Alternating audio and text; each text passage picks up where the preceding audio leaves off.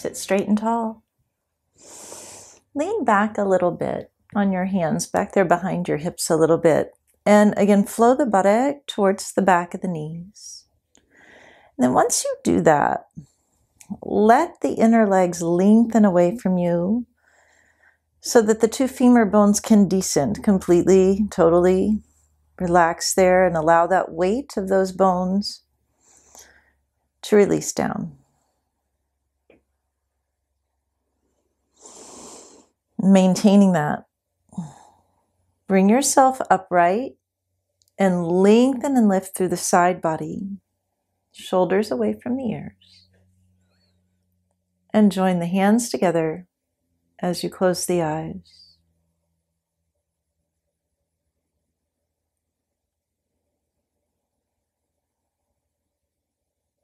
Feel the whole palm spread and touch the opposite palm.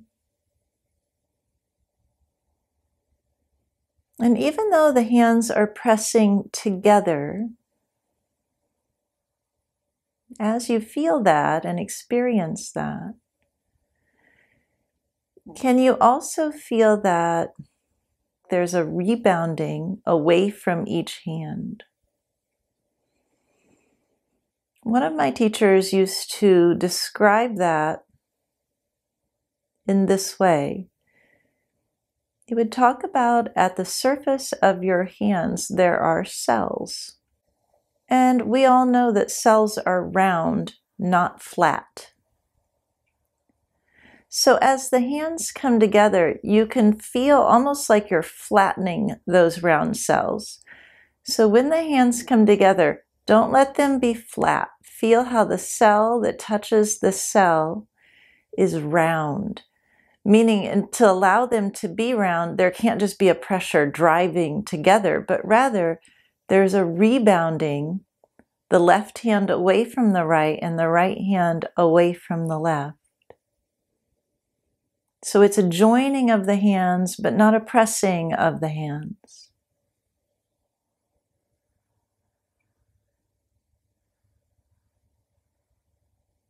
Experience how that changes things in the body. And then join me for the sound of Om.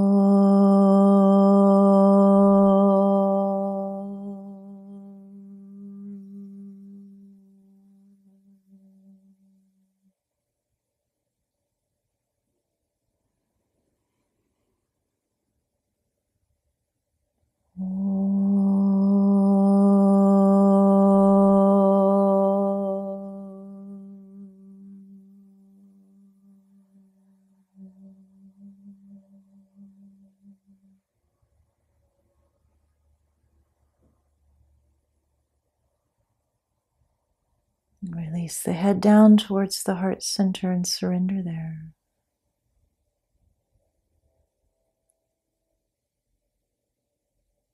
Release the hands with the palms up. Bring the head up with the inhale and gently open the eyes. Interlock your fingers for Parvatasana. Rise up and lengthen. Feel the weight still of the legs, the descent of the buttock, but the division at the waist.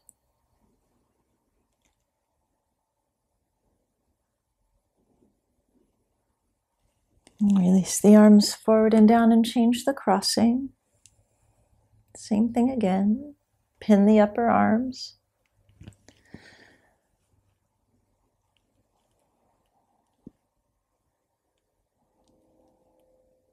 Keep the neck soft. Elongate.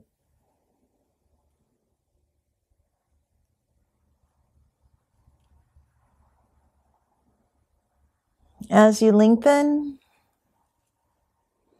keep the shoulder blades pinned onto the back so as to help open and lift the front chest. And then release the arms forward and down. Straighten the legs.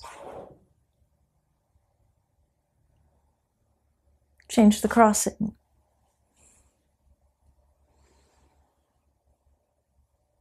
Same thing, second side. Begin with the first crossing of the hands and rise the arms up.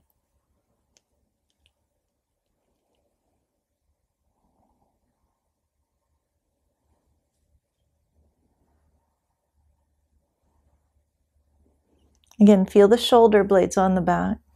Quite essential there. And then change the crossing for the second side.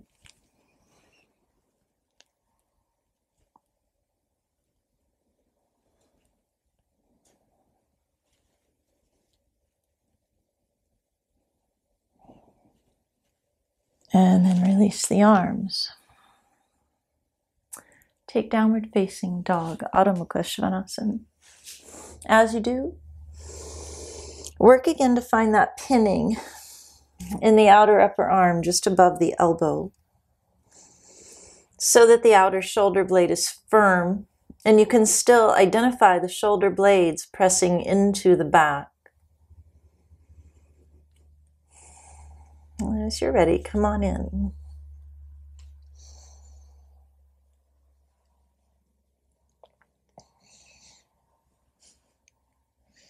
Elongate.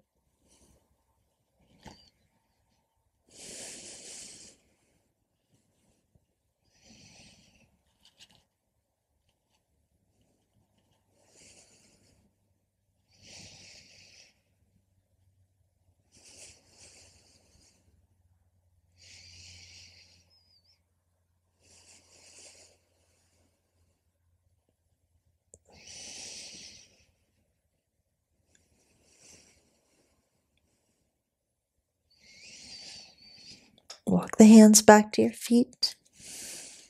Hold the elbows.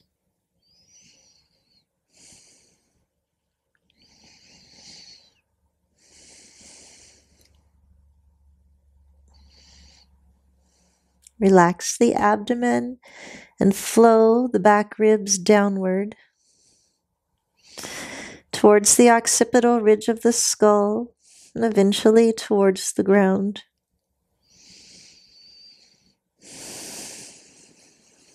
Remember which arm is in front,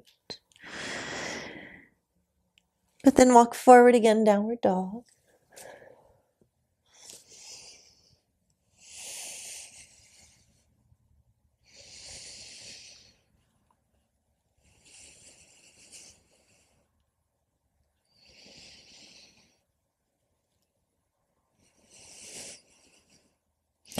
As much as the buttock flows to the heel, feel the shoulder blades press into the back so that the chest flows really towards the ankles and then towards the thighs. And walk the hands back for Uttanasana, opposite crossing of the arms.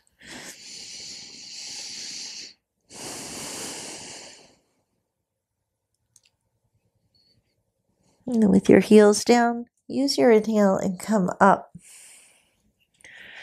All right, get out your chair for a moment.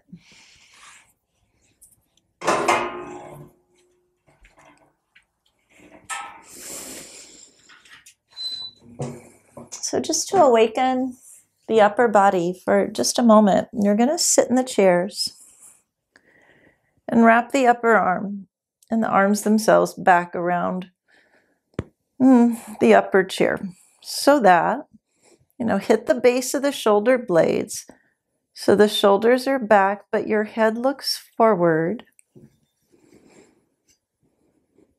Breathe into the side body to build that lift. The neck should stay relaxed. Breathe to facilitate that lift.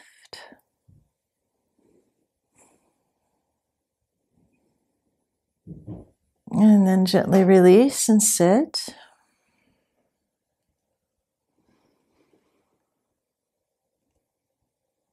And do that again.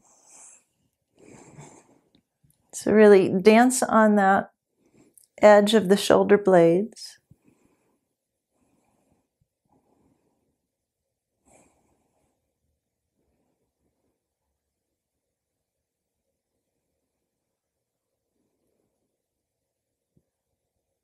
And then release and come up. So now we are going to take chair back bend. It's not the deepest chair back bend in the world. You can keep your knees bent if you want. We're doing it to help lift the chest and to move the upper back in. So you can straighten your legs when you get there. Just see how it feels to you. Once you get there, you might want to straighten your legs like normal. You might want to keep the knees bent. You might want a brick or a bolster for your feet. Okay? Chair back bend. Now, you know, it's the most basic bones of that chair back bend. But, you know, you should be familiar with the pose. If it's too much, you do what we just did over the backrest. Okay? So as you're ready, lift the chest, arc, and lie back. Buttock towards the back of the knees. Let your elbows come off the sides of the chair seat so you can dance around that line of the base of the shoulder blades. Inner heels down. Use your hands there on the backrest. You can pull down with the hands initially to assist with that action of the upper back moving in. And then take the hands through the back legs, or through the front legs, hold the back legs, and just as you did holding the back legs sitting upright, turn the upper arms out. From there, you can, if it feels appropriate for you, to straighten one leg and then the other, heels away, then mounds of the foot away, to deepen that lift from within.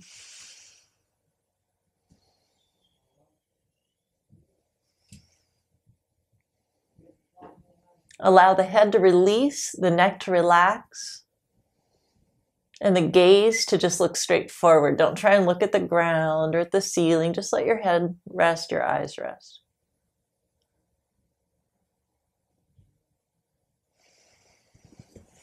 And then release the arms and bend the knees. Inhale and come back up. Good. Now once you're up, bring your legs from outside of the backrest, but sit in the chair so that you can twist to the right. So I'm going to have my back to you. So the chair backrest should be at your right. Bring the feet down and press the heels down and away from you slightly to descend the buttock.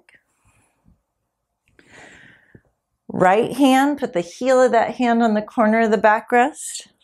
With your left fingertips, hook the other side of the backrest and push with the right hand, pull with the left hand and turn to the right.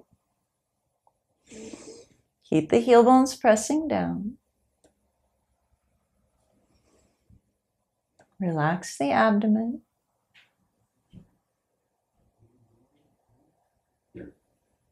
And exhale back to center, change sides.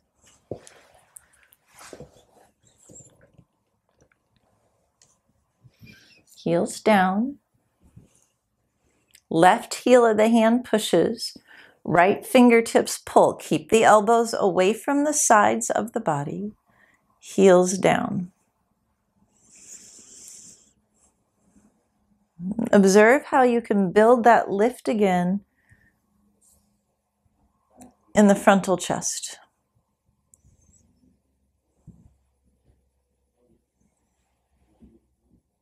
Exhale back to center. Do the first side again, repeating.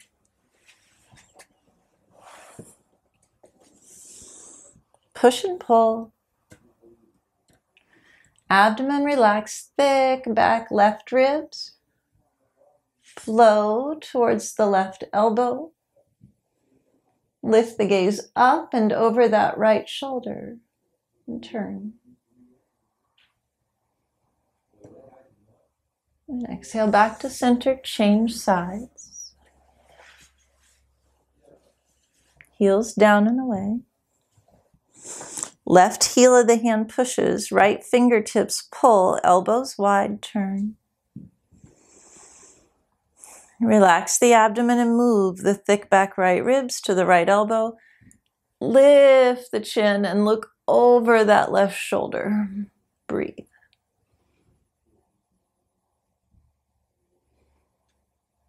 And then come back to center with your exhale. Okay, so we're going to put the chair away and we're going to stand up and do a few standing poses. You can have bricks if you need them for standing work. We're going to take Utthita Parsvakonasana and Utthita Trikonasana. So bricks are there if you want them. Come back to your mat, stand in Tadasana. As you do,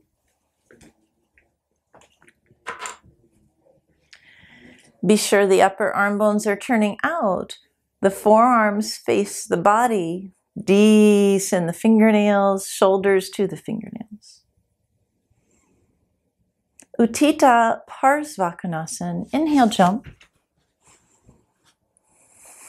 Turn your legs to your right. Left heel down, left thigh back. Now keep the shoulders released, and as you exhale, bend the right leg. Flow the inner thigh to the inner knee. Bring the right hand down by the outer foot. Now stand in the two heels as the left arm reaches up. Turn the left palm, lift and reach again. So you get that outer upper arm, that tricep region to move. And exhale, take the arm overhead. Now as that left arm comes overhead, work the left leg more. So that thigh moves back as you stand in the two heels. Elongate. Don't just let that arm be overhead and be heavy. It should be really active. Then lift the left arm straight back up. Press into the mound of your right big toe and lift the right leg. You can grab the ankle. Lift Utthita Trikonasana. Now remember the chair in your upper back, so the shoulder blades are in. Left heel down, left thigh back. Exhale and flow the abdomen from right to left. Turn the ribs from right to left. Turn the chest. Look up and over that upper left shoulder. Now inhale, lift from the left arm, come to standing. Turn your feet forward. Shoulders away from the ears. Change sides. So already right heel down so that right thigh is back. As you exhale, flow the inner leg away. Bring that left hand down, right arm up. And then as soon as you do, right, that right thigh, it'll want to drop. Can you press into the right heel to take that right thigh back? Turn the right palm, lift a little higher, and keep that upper arm turning as you extend the arm overhead. And straight away, right heel down, right thigh back. Make that right side body longer.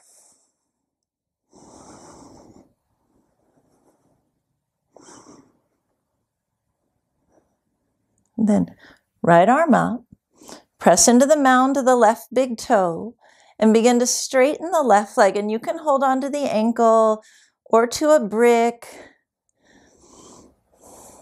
Tailbone in. So now as you press the right heel and the right thigh moves back, relax the abdomen and let it flow from left to right. The ribs turn from left to right. Lift your chin a little so you can look up and over that left shoulder. to see your left thumb. You should stand more in your back heel, not less. I guess that's your right thumb. Did I say left? I'm sorry. Inhale, lift from the right arm, come up, turn the feet forward. And then with your exhale, jump, Tadasana.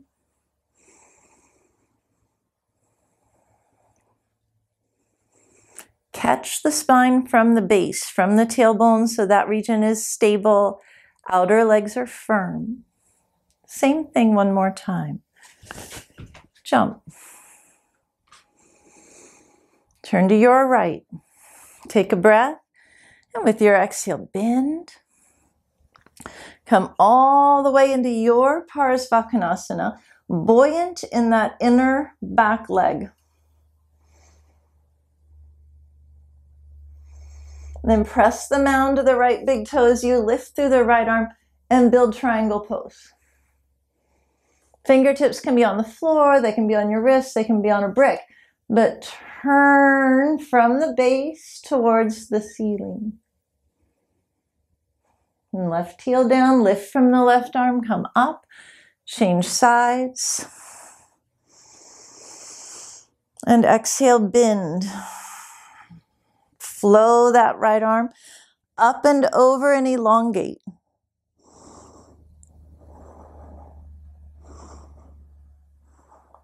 Simultaneously, mound the left big toe presses as the left arm lifts. Drive the right heel down to build the energy within you and turn towards that right thumb. Press the right heel, inhale, lift from the right arm, come all the way up. Turn the feet forward and with your exhale, jump.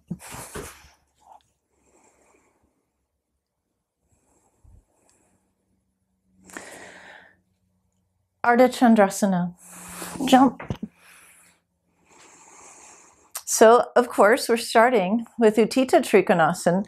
So come on there, come on into that pose. And then as you're ready, head and shoulders back. Remember how the shoulder blades should press into the back from that back bend previously. You can look down or you can look forward, but make that transition now to half moon, to Ardha Chandrasana. And press the mound of that left big toe away as you shift into the mound of the right big toe.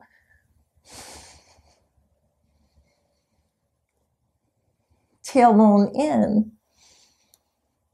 Turn. The upper leg should act almost like a lever to help stabilize the energy within you to turn. Then bend the front leg deeply. And feel how you build that triangle again. Inhale, come all the way up. Change sides.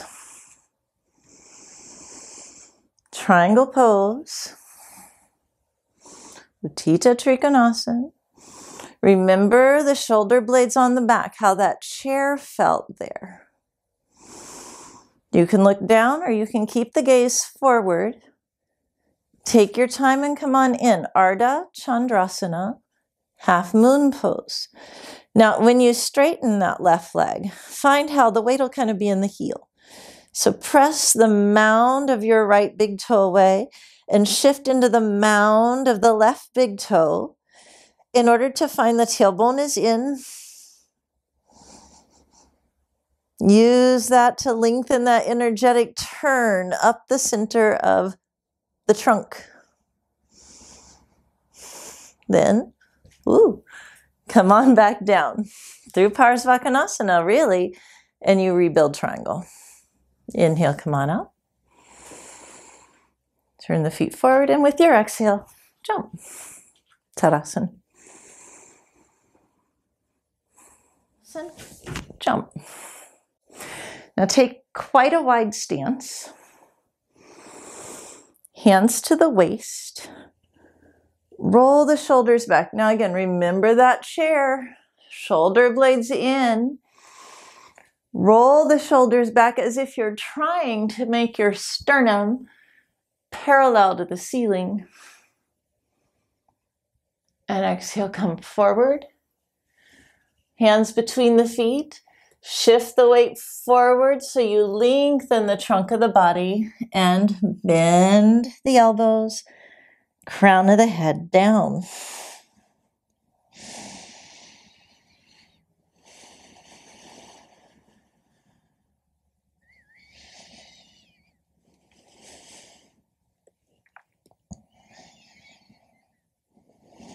Now again, surrender the back ribs downward. Keep the weight spreading across the mounds of the foot.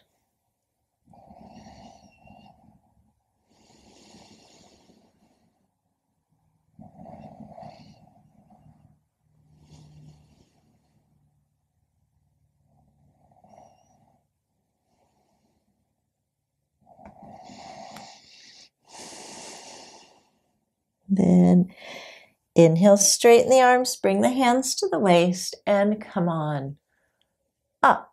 Heel, toe, step or jump. Then feet hips distance. Padangusthasana. First two fingers, wrap them around your big toes. Play around with that shift from heel into the mound of the foot so that you're in neither but both. Lift from the inner ankles up the inner legs and roll the side ribs forward.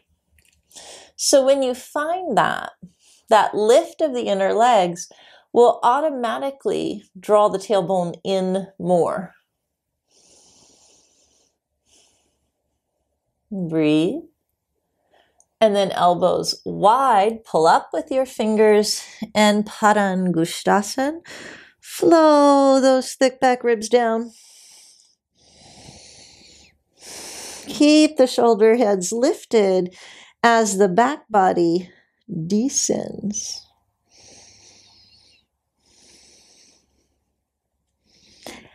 Firm the outer leg, outer shin in to get the lift of the inner leg up.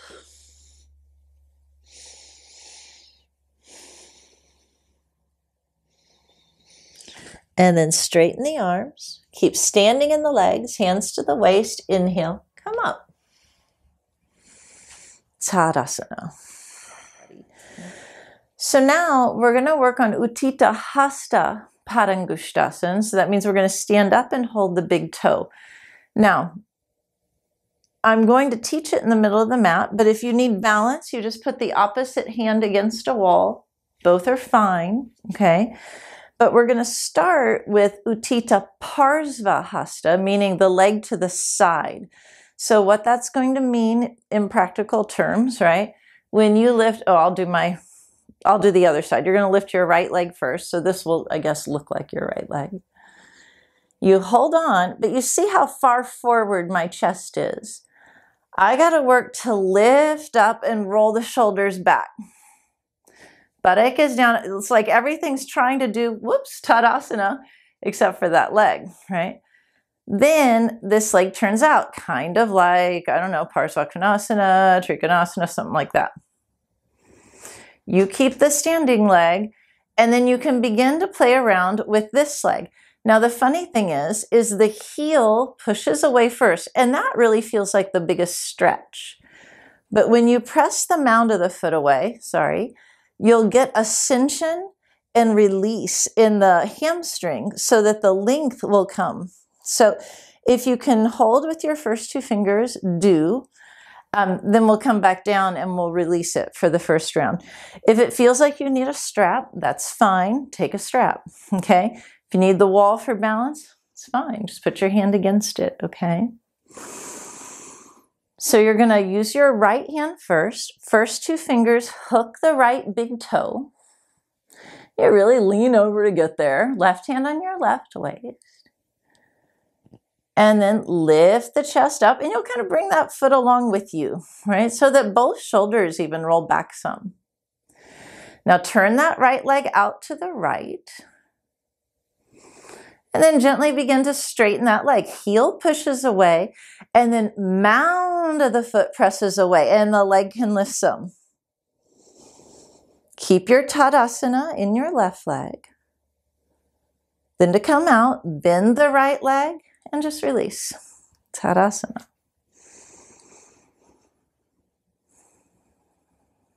Other side. Right hand to the right waist, pick the left leg up, grab on. Keep a hold with the fingers and lift the body up. Now stand into that left leg as you turn the right leg as you turn your left leg out.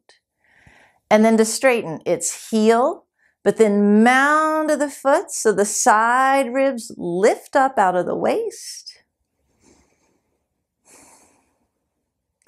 Good, and then just bend that leg and put the leg back down.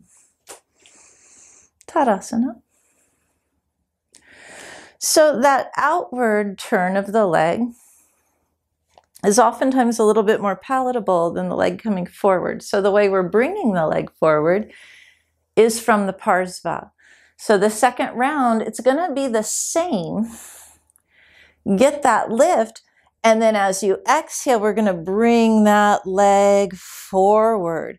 So as this leg comes forward, stand on the opposite leg well, right? And then we'll release and come down, okay? So right leg first. Exactly what we just did. Hold the big toe. Lift the chest and turn that leg out some. Then work with the heel pressing away, mound the foot away. Then exhale, bring the leg forward to the midline. Mound the foot away so there's a rising from within. Then bend and release. Tadasana. Good. Last side. Grab a hold. Stand up tall. Outer right hip in. Turn the left leg out, take a breath. And as you exhale, you push the heel and top that off with the mound of the foot presses away. Then exhale, bring that leg forward, stand on the right thigh back. Bend the leg and come down. So here's the thing, guys. If you're feeling that pressure here in your lower back, a lot of times that'll happen. How do I say this? If you do not really encourage yourself to get close to the foot. So if I were to hold my left foot out there away from me, my low back will tend to do that. You really want to push the buttock into the heel. It's almost like my back rounds.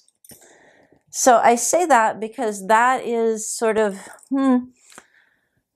the pranic connection, you know? So here's where we're going to go with this, and here's why we're doing this, really. You're going to come to Tadasana, and just watch for a second. My hands are going to come to half Uttanasana. So that means my fingers are under my shoulders. And I work on that balance, not in the heels, not in the mounds of the foot, but in both, so that there's a sucking up through the inner legs. Watch my hips. This is a pushing down. This is a heaviness, like flat-footedness. But I want to build the lift. That is from the inner legs. You see how the hips changed positioning? Yes? Yeah, okay, good. So we'll start from there. And then we keep that. And with an exhale, walk the hands back so those thick back ribs start to flow.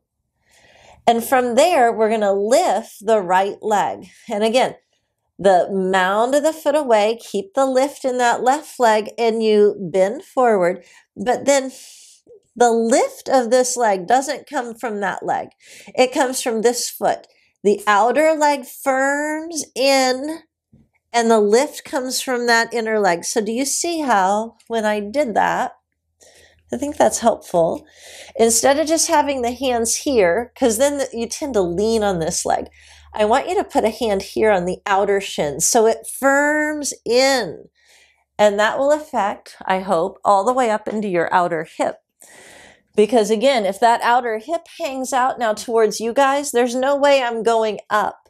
I have to get the outer calf, the outer shin in, and that hip in order to ascend. See how that changed here? So let's play with that a little bit. Feet together, Tadasana.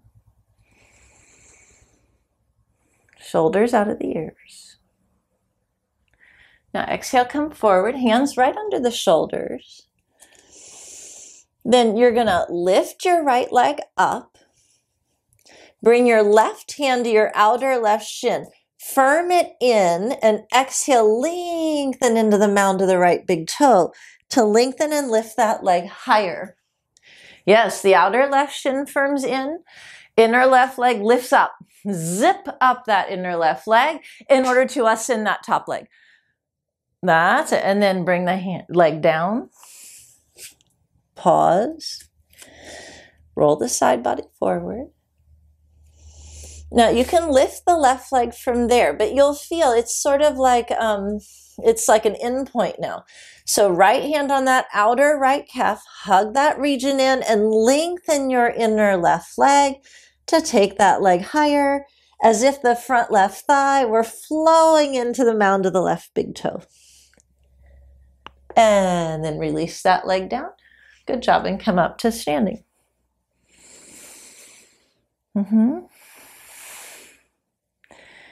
we're going to do that one more time, but this time I want your laser focus. You just did it, but now laser focus on straight legs. You all know what straight legs are, right? They're not when you slam your knees back, because that's when the back of your bottom kneecap goes back and it causes this hanging in the joint. See how my knee's dropping down?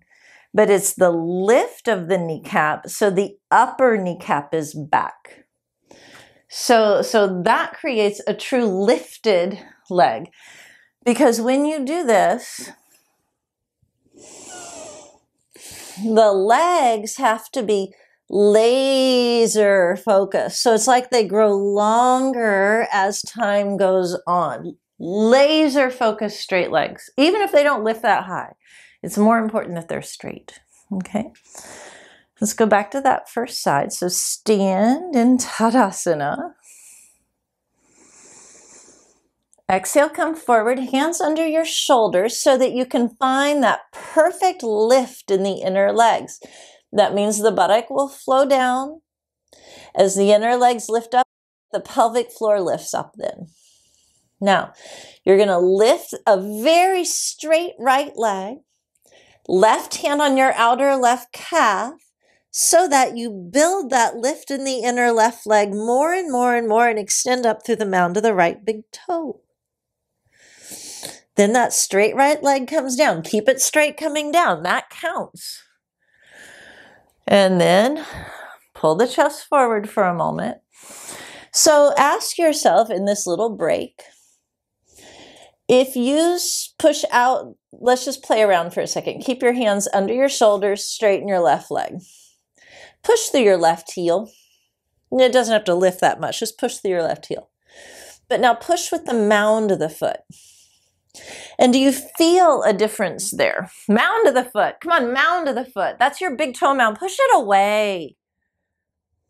Come down. So I haven't forgotten. We haven't really done that last side, but we're going to do both sides again. But I'd like to remind you of something, and that is shoulder stand. You all know how to do shoulder stand. And when you do shoulder stand and you take halasana, plow pose, right? Oftentimes in plow pose, the heels push away and we put our hands on the back. And that gets the buttock to flow to the heels. But there's an essential thing that happens in plow pose. In order to make length in the spine, you know, the front thighs have to push to the ceiling. The front thighs press into the back thighs. And how do you do that? It's the press out through the mound of the foot, right? It's not that foot, it's that foot. And that's the foot, and that's why, right? If I keep pushing through my heels here and I try and lift that leg, it's like lifting dead weight, you know? So to keep from lifting dead weight, make your leg help you, and it will if you press the mound of the foot, because that engages this leg, makes it lift. Okay, so remember that. One more time, both sides. And again, I don't care how high up your leg lifts. I care about the quality of the leg that lifts. Okay, come on in.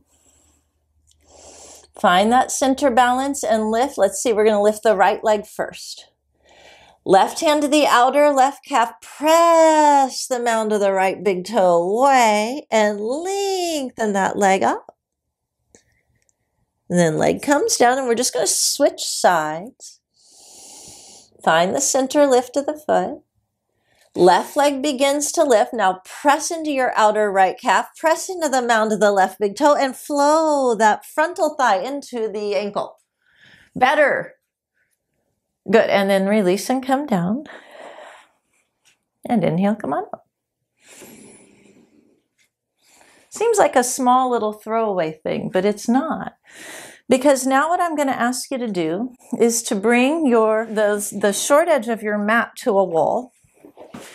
And we're going to play around with Adho Mukha Vriksasana, handstand. But to get that handstand, to get yourself to lift up, right? And I know a lot of you know this, but some of you have a hard time with it. But it's the same thing. It's like if you start in downward dog, buttock does not go this way. Buttock goes that way. You see how it goes down towards my heels. And then when I press into the mound of the foot, the buttock, tailbone, they actually come beneath me more. And you can tiptoe in, but you want to keep that pelvis. You see how the buttock is going that way. The low back is very long, right? Not arched, very, very long. And I start to play around with where am I going to put the weight in my hands? And you want to really try and, just like in your feet, you don't want the weight just in the heels. You don't want the weight just in the mounds of the foot. You want it right in the center. And the same is true for your hands. It doesn't mean it will stay there exactly, but you start there because it'll help you catch that lift in the arms. So then you catch the lift in the legs, one leg up, so mound of the foot, and then kick, kick. Okay, so there's a lift and the low back stays long. That's how I want you to play around with coming up. Use that Urdhva Prasarita Ekapadasana.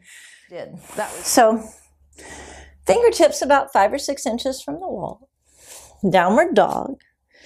But bring your feet together. Take a minute and flow the flesh of the buttock to the heels. Even if the heels don't touch, don't worry. Then lift onto the mounds of the foot and shift the shoulders forward. Now you start tiptoeing in. Get the weight, not just in the heel of your hands, but in the mounds of the fingers. The flow of the buttock is to the heels, and you'll feel the abdomen will pull back quite naturally, and that is required. Left leg, or I don't care which leg lifts, and then exhale. Keep that leg straight and kick, kick to come up. Use the mound of the foot. Once you're up, same pattern. The heel pushes to lift you higher, but the mound of the foot spreads to help the front thigh flow upward, even to help the front thigh press into the back thigh.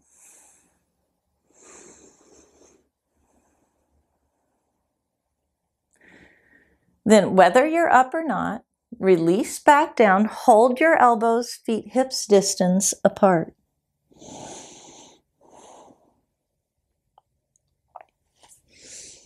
And then come on up. So now, you're going to do that again on the second side if you're comfortable with kicking up. Now, if it feels like, I just can't get air, I can't get up there, That's okay. And I'm not forcing you up now. Hear me, you should not jump with this next one. But if you're having a hard time with it, what I want you to do next, I'm just trying to decide what blocks I want to use.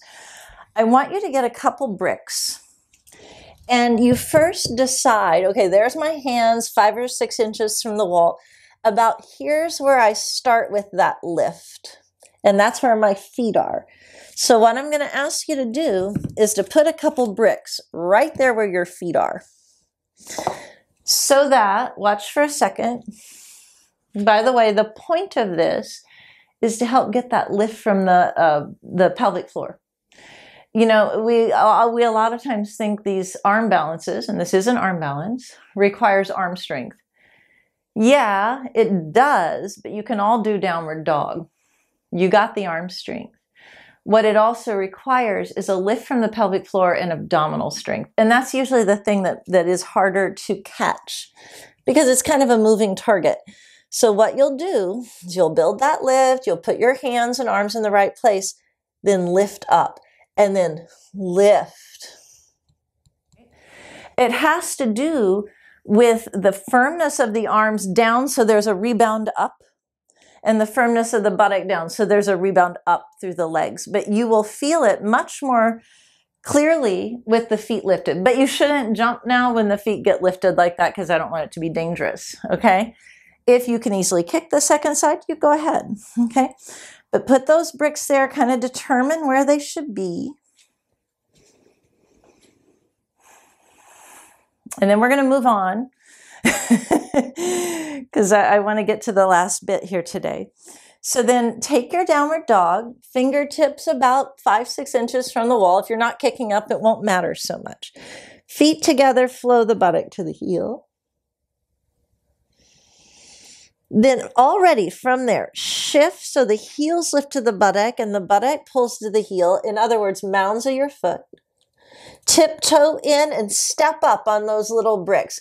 And then buttock to the heels, heels to the buttock, suck up through the inner legs as you press into the hands, spread into the mounds of the fingers.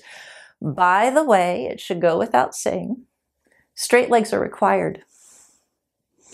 Then one leg can lift and pull up. And imagine someone's got that ankle. What if you were to just lift right up? You could almost just lift, stay up on, yeah. And then change in the other leg so you get a sensation of both. Yeah, and then release and step off the bricks carefully. If you've been up in handstand, just come on down and inhale, come to standing.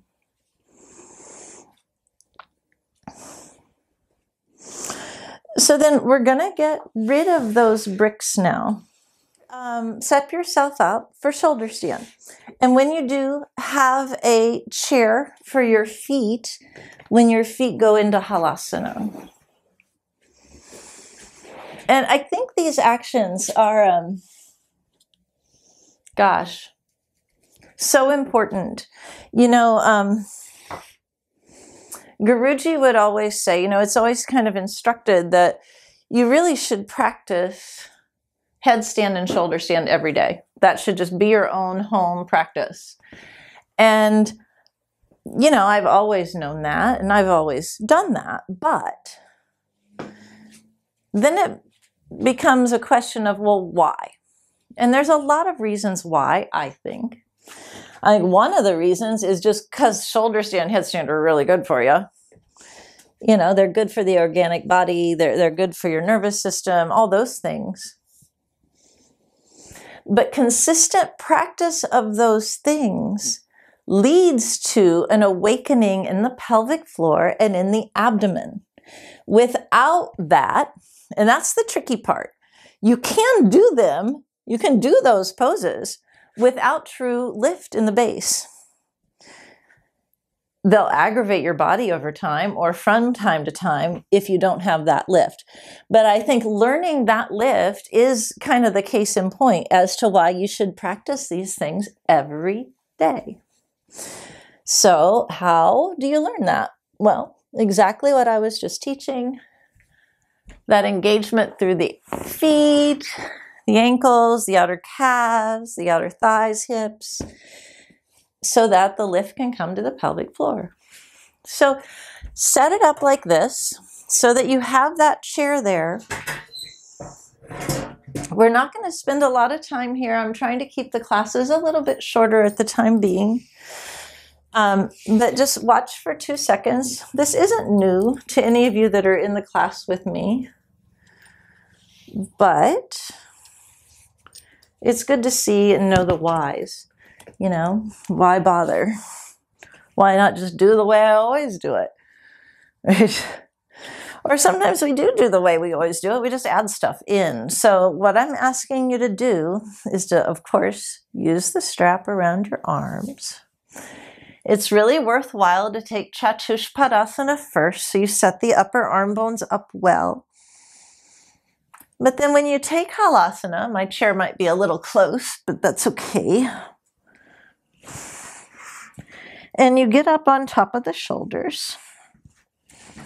And you put your hands at your back. There's a flow of the buttock to the heels. Think about downward dog with your feet together. But all my weight is that way. I need to get my weight more on my elbows and my upper arms. So how? Press them onto the foot. So the front thigh lifts to the back thigh. And that is what should give you the lightness here to come up.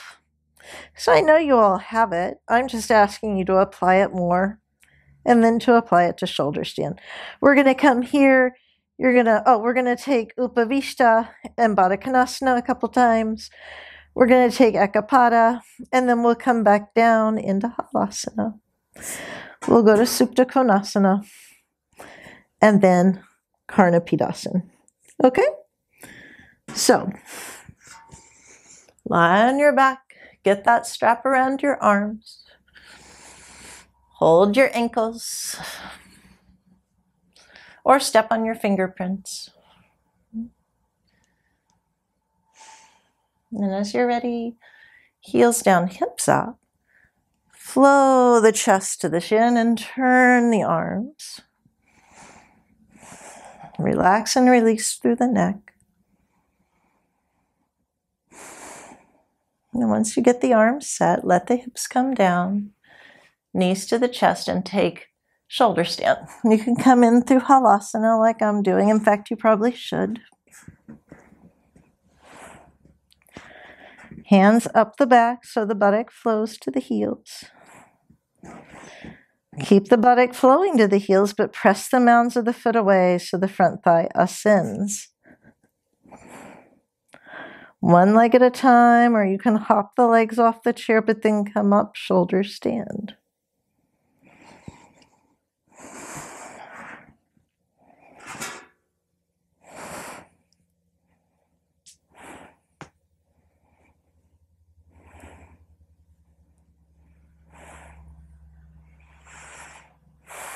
Bear weight in the upper arm, all the way into the space close to the elbows.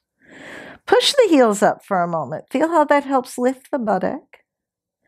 Feet a little apart, hands up the back. Then when your inner legs come together, press the mounds of the foot to the ceiling. And feel how you can even flow the front thighs towards your ankles.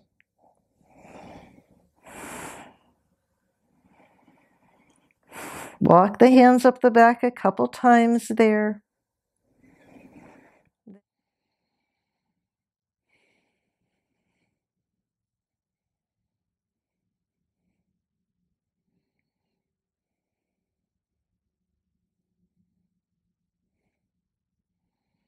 And then turn both legs out. Upavishta Konasana. Legs go wide.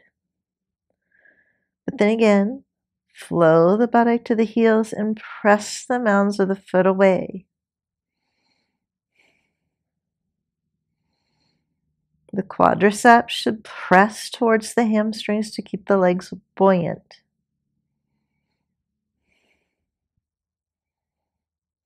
And then Baddha Konasana.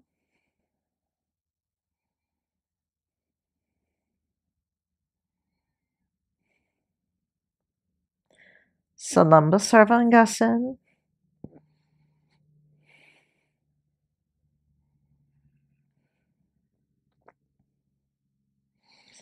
Again, turn the legs out. Upavishta Konasana. Lengthen and press through the mounds of the foot.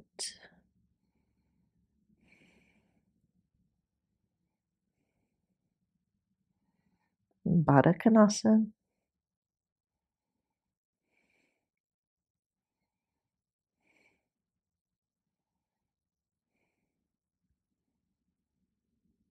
Salamba Sarvangasana. Now, keep the legs lifting, especially your inner left leg. Lift up and lower the right leg halfway down. Keep working through the mound of the foot. Once the toes touch your chair, press down and lift the outer right hip towards your left foot and turn the left leg from outside in.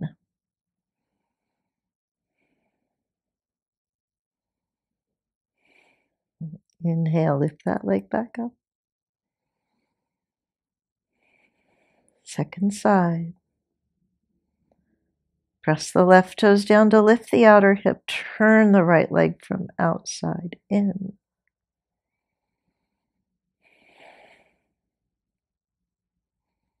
And bring that leg back up and do that again. Right leg first. So you want to work to maintain those actions of the outer right hip, left thigh.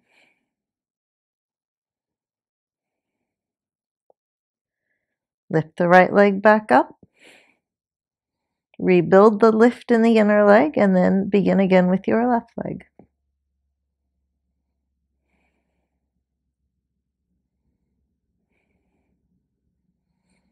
Both legs up, Salamba Sarvangasana.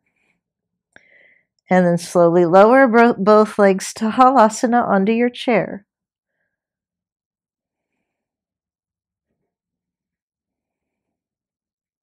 Hands on the back, buttock to the heels. Spread the mounds of the foot so the front thigh presses to the back thigh. Now you're going to take your right leg off the chair and over to the right and push heel away. Now put that leg back up on the chair. And then left leg over to the left leg. Push through the heel. So to the left side. Then left leg back up on the chair. Now, hands up the back. Now we're doing that again. Right leg off to the right side. Push through the heel, buttock to the heel. Now see about bringing the left leg off to the left side. Push to the heel, buttock to the heel. And that builds Supta Konasana. Now, from there, start to kind of work your feet. You can go bit by bit, but bring them back to full Halasana. Maybe the feet are under the chair. If you need the chair, put your feet on the chair. It's fine either way. Release your strap. Reach the arms overhead and now bend the knees towards your ears. If your feet are on the chair, you just catch your toenails and you bend your knees. If they're on the floor, turn the toes, bend the knees, and you can even wrap the arms around your legs. If you feel unstable doing this, just keep your hands on your back, okay? But surrender there now. Let the upper shoulder blades broaden, neck release, throat release.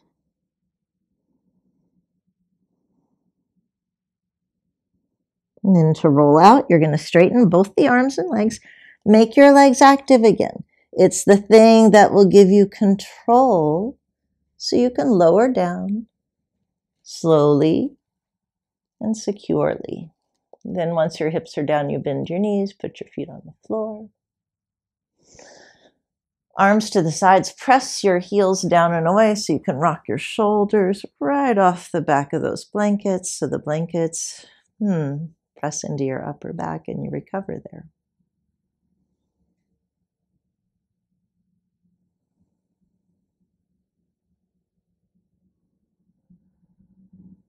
And just rest for a few moments.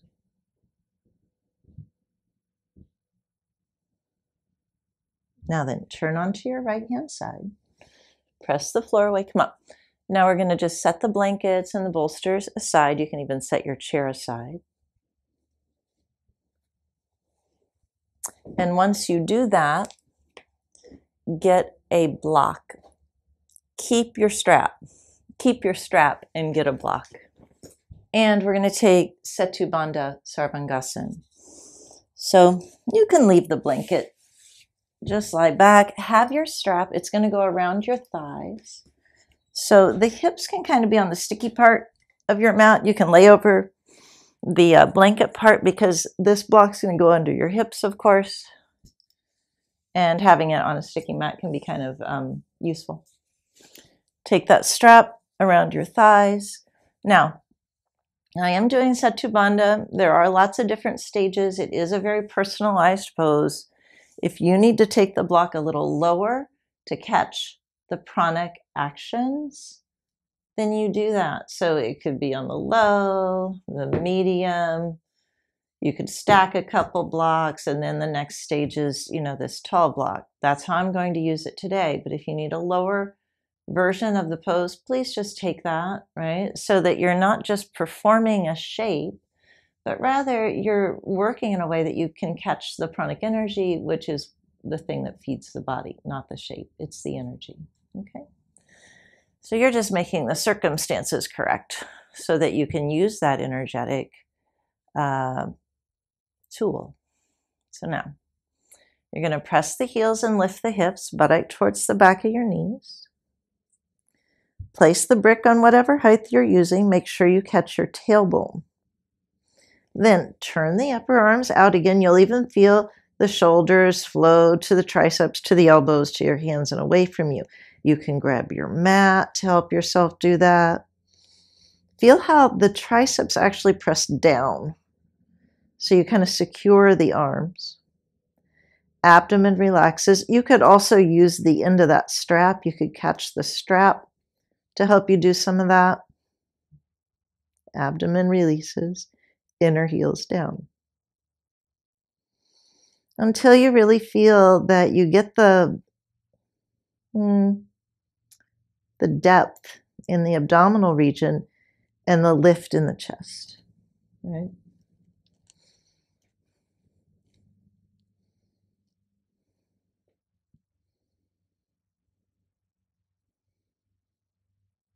Now, once you find that, straighten the legs, one leg at a time, heel away, push through the heels, and press through the mounds of the foot. Setu Bandha Sarvangasana. Thigh bones descending, tailbone in, to lift the sternum towards the chin. Keep the abdominal region relaxed. If it helps you to hold your mat, or if it helps you to hold the tail of the strap, that's okay. But keep the tricep relaxed and the upper shoulder blades broad.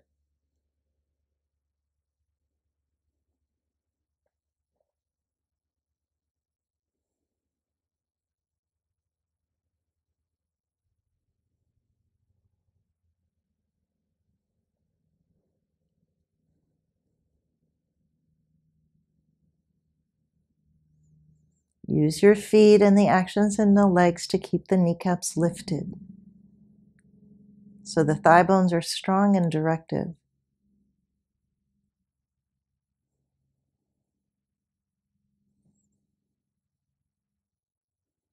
And then bend the knees, heels down, hips up. Remove your brick. Keep the low back long.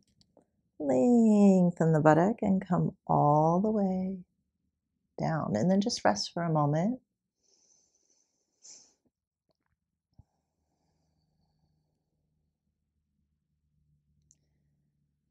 And now then we're going to remove the strap and get ready for Shavasana. So just move these things aside. You can leave the blanket. Place the body well.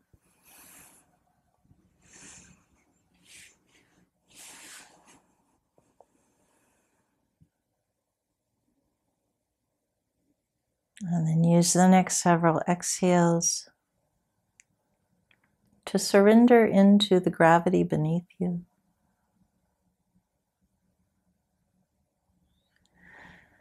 to feel each cell of the body falling back towards the earth,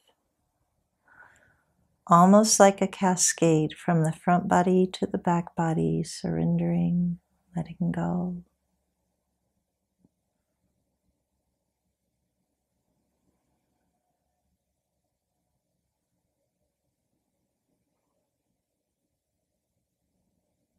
Release the musculature across the face, from the forehead, across the eyes, the temples, the cheekbones, the jaw, the tongue, mouth, and lips.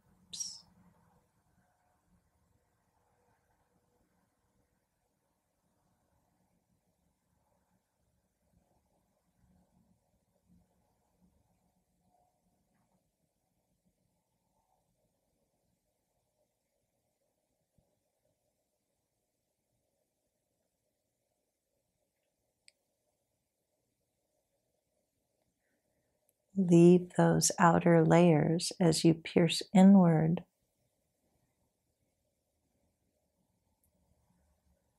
towards that greater sense of reality.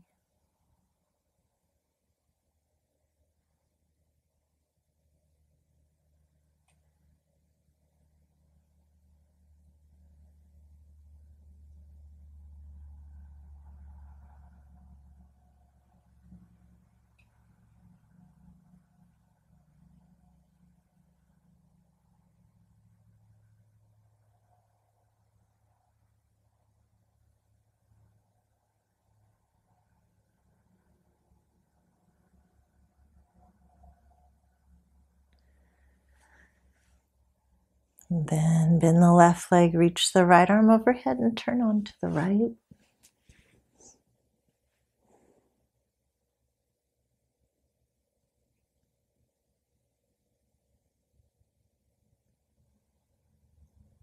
Use your left hand to push the floor away and come back up to sitting.